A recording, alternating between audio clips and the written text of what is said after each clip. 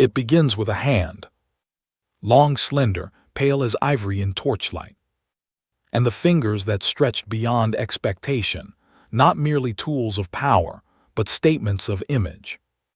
From the earliest years of her reign, Elizabeth was aware of her hands. When the Venetian ambassador wrote in 1557 that the future queen was tall and well-formed above all, a beautiful hand with which she makes display, he meant more than grace. He meant command.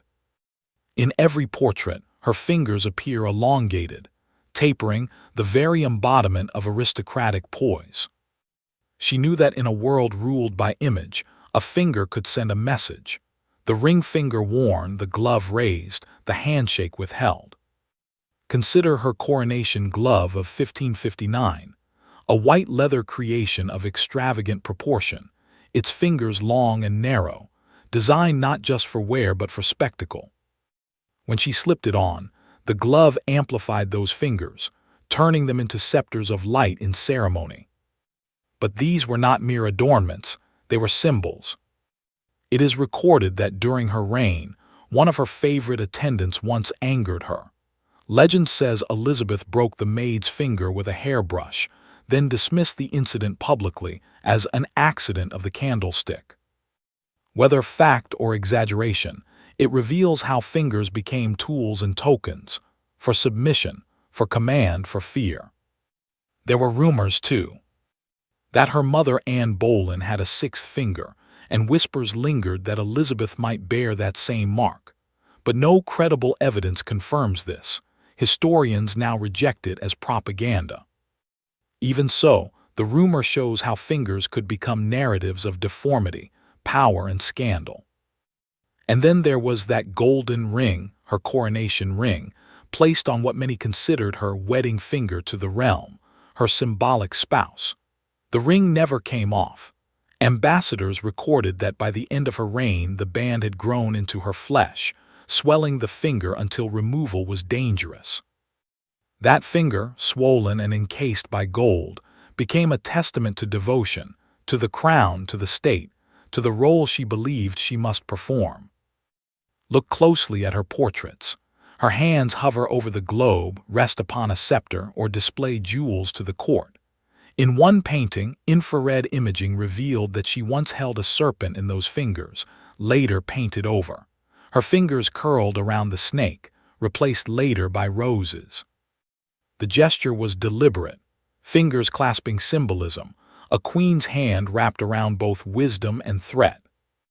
Yet for all their display, there was fragility. The queen who commanded fleets and spoke to nations also endured illness, scars from smallpox, hair lost to lead-based cosmetics, and a body weary with years. Her hands, those long, pale fingers, offered the facade of eternal youth even as the flesh beneath aged and faltered.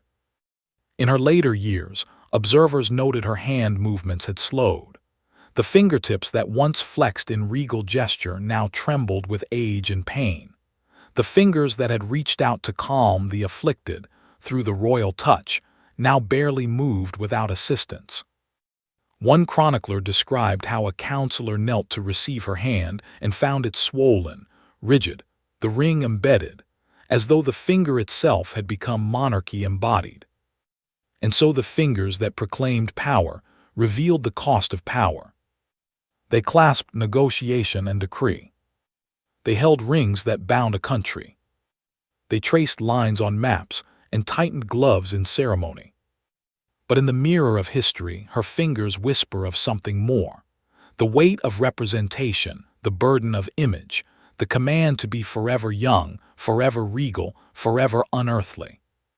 The long tapering fingers of Queen Elizabeth were not just physical features. They were armor. They were statement. They were the language of a queen who reigned alone, whose body became the icon, whose hand became the symbol. And when she finally died in 1603, those fingers ceased their motion. The rings were removed, the gloves laid aside. Yet the portraits remain, those extended fingers poised in eternity, as though still pointing to a crown, a realm, a promise unfulfilled. In the end, A queen's power was not just her royal title. It was the hand she offered. It was the finger she raised. And it was the glove she wore.